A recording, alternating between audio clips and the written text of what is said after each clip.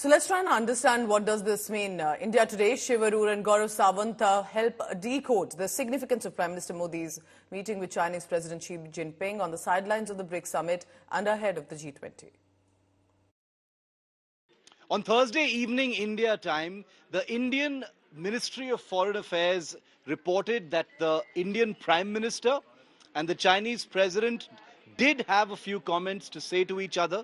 Very interesting because Gaurav, who's with me right now to analyze this, there's been a high degree of anticipation, first of all, over whether there would have been a bilateral. That has not happened, but there appears to have been some kind of a mini pull-aside.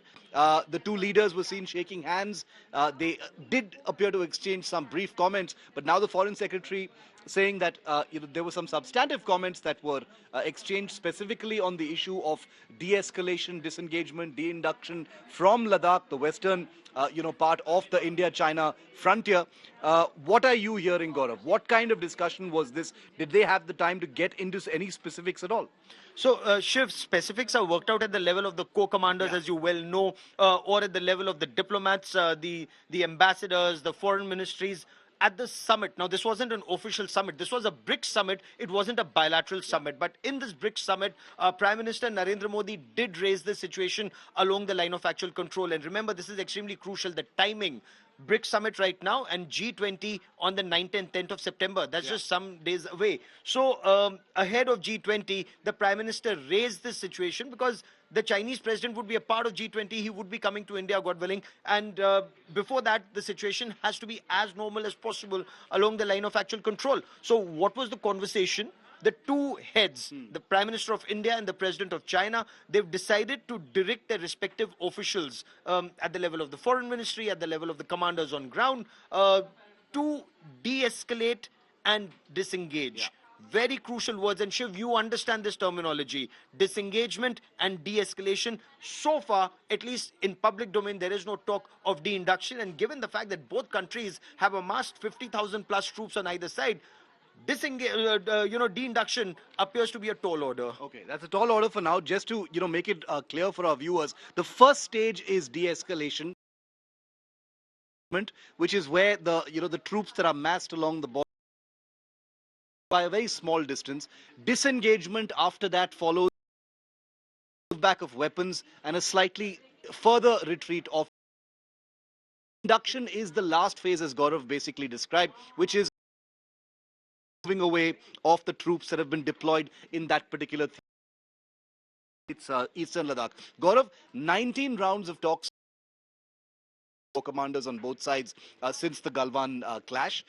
We do know that these talks have resulted in disengagement and the creation of buffer zones in some of those friction points. At least two major friction points continue to exist, the Demchok area as well as the Depsang plains in the northern part of Ladakh.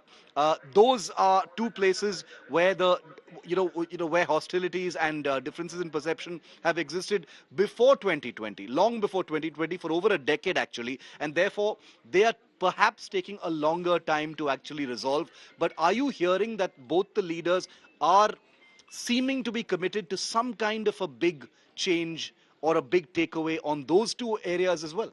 So, Shiv, you've reported the situation at Depsang Plains and Demchok earlier. If I may, I want to quote from that Shyam Saran report.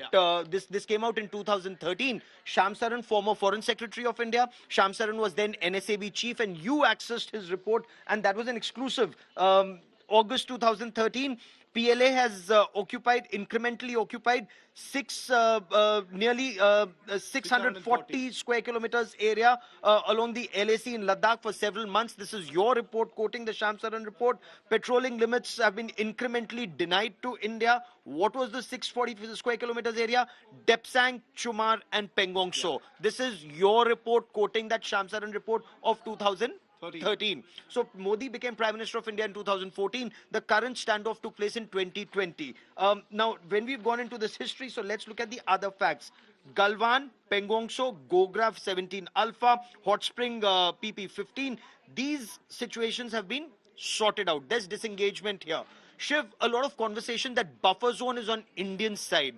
Now, those are half-truths in some instances and absolute lies in others, as you well know. At least this is what commanders on ground tell us. Because a buffer zone means the Chinese do not patrol up to their claim line and we do not patrol up to our claim line. So there is a buffer zone in both sides. We do not go up to finger 8, for example, which is the buffer zone, which is our claim line. The Chinese don't come up to 4, which is their claim line. So this is where the situation is in these places.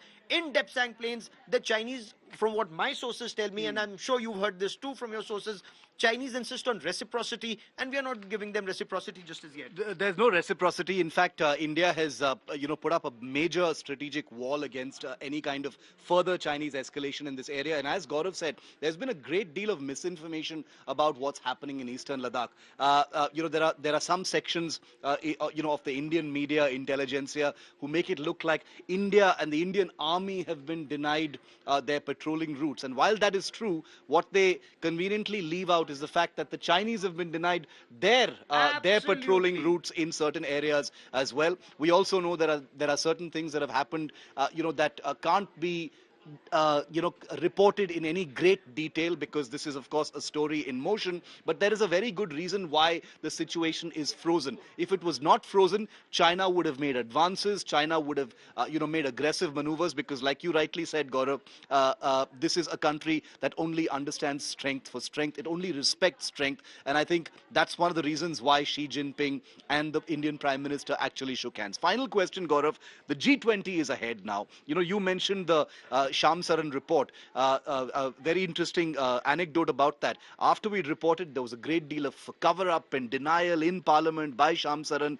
the ministers, etc. But as we know, we saw that report, we reported it. That was something that kind of evaporated. But the situation on the ground right now is ripe for a resolution. It looks like both countries, at least the leaders of both sides, want there to be some kind of visible takeaway, because China is also under pressure.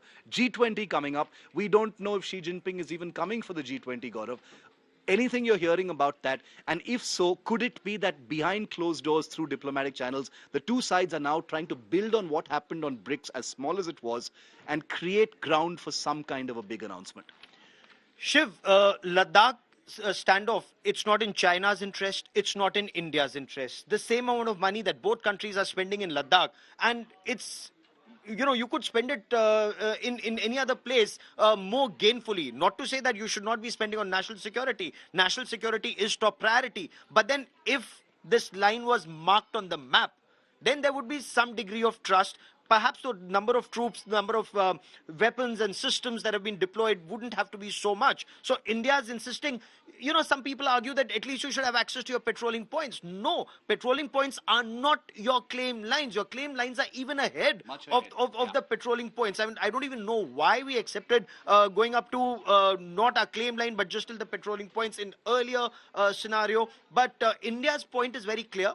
Mark where you are on the map. We'll mark where we are on the map. Let's exchange those maps and then let's move forward. China's not doing that. China's actually surprised that India did not let China walk all over us this time. And India said, thus far and no further. We are not ceding another inch of our territory. So that's taken China by surprise. So China's also, perhaps from what my sources tell me, is looking for an honorable face saver to disengage, de-escalate, de-induction, perhaps in time, because China also wouldn't want us to dominate, certain heights in that area where the China-Pakistan economic corridor gets threatened. So the fact that we were on the southern hill, the Kailash Hill, on the south side of the Pangong, so overlooking his garrison is not good news for China either. So ultimately, there will have to be a resolution. It remains to be seen who's able to stand firm and not blink first. So remember, it's not going to be up to the armies, because